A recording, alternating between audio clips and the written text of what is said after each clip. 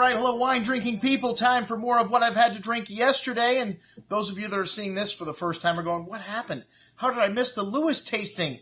I didn't even see an email go out on that. Well, hey, we didn't send an email out. It's one of these things that, Dennis Bell just called me up and said, man, I'm coming to town. Do you want to do something with your people? I said, man, anytime you're in town, Randy and Debbie, very good friends. We've done, I don't know how many events through the years. I'm always willing to help you guys spread the word about Lewis. And without any problem at all, we sold this event up by just putting it up on the calendar. And those of you that are sharp enough to look ahead saw that we had a Lewis event going on. And we only had 15 seats in the back room here. We wanted to make it a small, intimate group. The last time we did a Lewis tasting with Dennis, it was up front.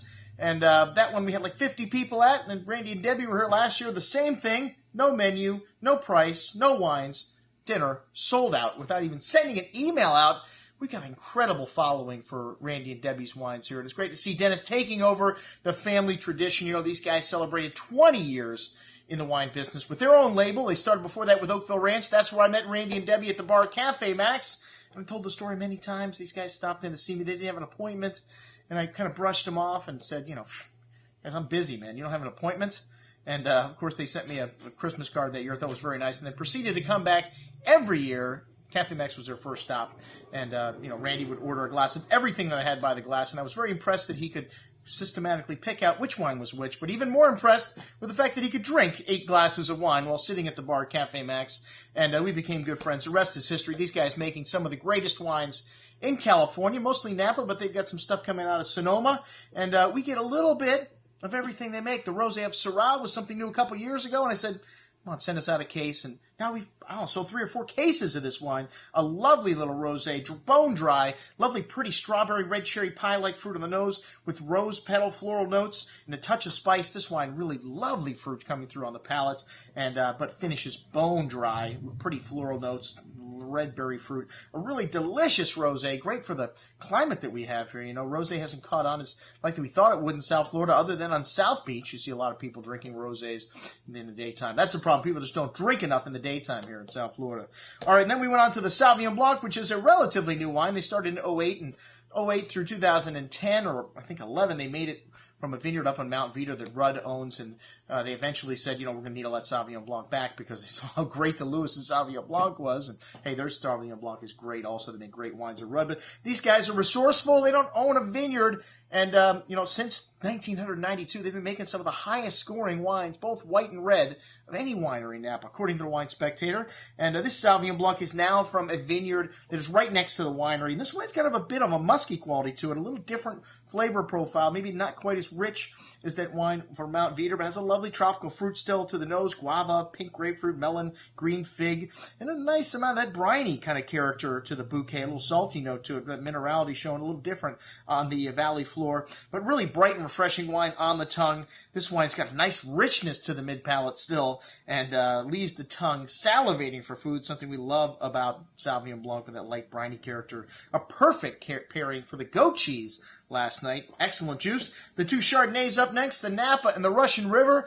And let me tell you, man, that banana lime shrimp was beautiful with both of these Chardonnays. The Napa, to me, a big and fruity wine with lots of juicy apple and pear fruits, white peach, and just a right touch of toasty oaks spice, kind of a creme flan note to it, caramel, a really lovely richness on the tongue, creamy texture, and a long finish laced with that minerality and notes of vanilla spice.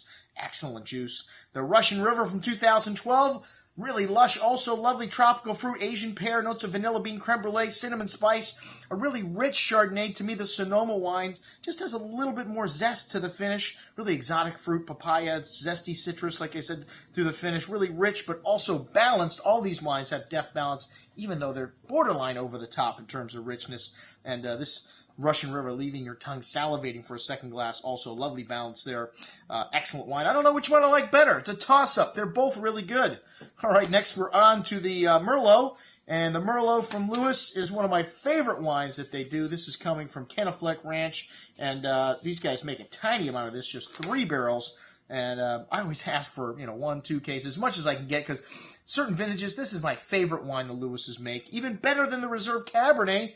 Well, on this occasion, I like the Reserve Cabernet a little better, but this wine's still delicious. Just a very rich and plummy wine. Dark cherry fruit, milk chocolate, sweet herbs, kind of minty note there. Really opulent and rich bouquet, big and chewy on the tongue with layers of that dark berry and plum fruit, milk chocolate, very decadent and plush texture, really velvety, echoing that nuance from the nose through the finish. Lovely balance here, even though it's rich. Merlot has this lovely acidity to it, keeps it really zesty on the finish, and most excellent juice, this Merlot.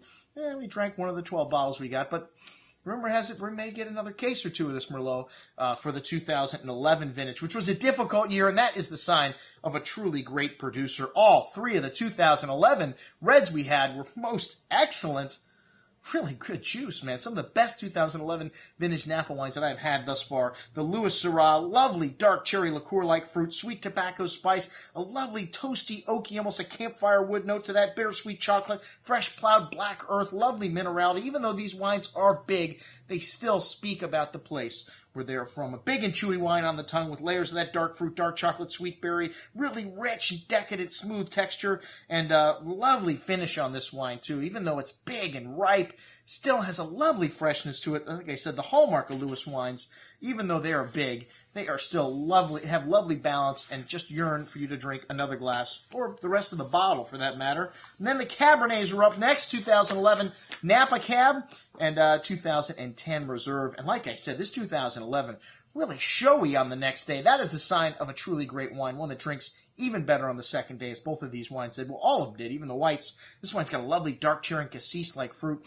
sweet tobacco spice, dark cocoa, exotic floral notes also. Really lovely complexity to the bouquet, like I said, which just really opened up and got even more complex and more revealing on the second day. More earth and more minerality sticking out, but still had that hallmark fruit to it. And really dark, rich fruit on the palate with lovely structure. This is a blend of several different vineyard sites throughout the Napa Valley. Changes a little bit every year, but the style is what has been consistent from Lewis from day one. Really excellent structure, excellent depth of flavors, dark cocoa, and that minerality and that spice lasting all the way to the end, still with lovely acidity here holding things together. Most excellent juice.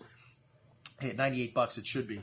All right, the Reserve Cabernet. This is made from a collection of hillside and benchland vineyards in Calistoga, Rutherford, and Oak Knoll. Really dense and rich. A color even richer on this wine. You could tell the difference in the glass here between these two wines and the 2010 vintage. A killer vintage in Napa. Very classic vintage, a colder year. This wine has got thick berry fruit, a host of toasty oak spice, dark chocolate, a bit tightly wound at first. This wine really needed to open up. It needed a couple hours or a day, like the second day on the morning, with just a little bit in the glass. This wine just singing now. That dark fruit, the clove, the mocha, really pronounced, and a solid core of dark berry fruit. Wow, just incredible on the second day. I wish I would have opened this one up in the morning or the day before this tasting. Still incredible with the layers of dark berry fruit, exotic spice, dark cocoa, some smoky, toasty oak through the finish. Everything in proportion, though, even though this wine is big in size. Killer juice, this 2010, which, hey, it scored 96 points in the Wine Spectator. Let me think, the only two other wines that scored 96 points were Screaming Eagle, $2,000 a bottle for that wine, and Harlan Estate, which is $500 to $1,000 a bottle. So at $150, Lewis Reserve looks like a hell of a deal. All right, well, you're going to get extra at a Wine Watch tasting, especially when we got the Lewises in the house. And, we had some dessert tonight. Tony made an incredible meal, and I always like to finish off with a little something sweet these days. And if we don't have a sweet wine, I'd much rather drink my dessert than eat it. So we busted open some older vintage wines, and the 2000 vintage Lewis Napa Syrah, really nice. The lovely fruit still had a little Brett showing in this wine. And, they didn't always have their own facility, so some of the facilities they used, well, not quite as clean maybe as their facility today. This wine showing a little bit of that animal, a little character that you get from Brett. And hey, a little bit of that adds complexity to wine for me. This wine still had enough fruit. It wasn't off-putting at all. The 2007, wow, this wine's still a little monster, juicy, layers of blackberry fruit, toasty oak spice, mocha espresso, the perfect accompaniment to these blackberries covered in chocolate. All right, I know chocolate's a little sweet for dried red wine, but if you're going to use a red wine, you want one like Syrah that's got a lot of richness and sweet fruit in it. And the bacon with chocolate. Wow, beautiful with this Syrah. All right, that's what we had to drink with with Dennis Bell from Lewis Cellars. I'm your host, Andrew Lampasoni, signing off for the Wine Watch, saying remember, always drink the good stuff first.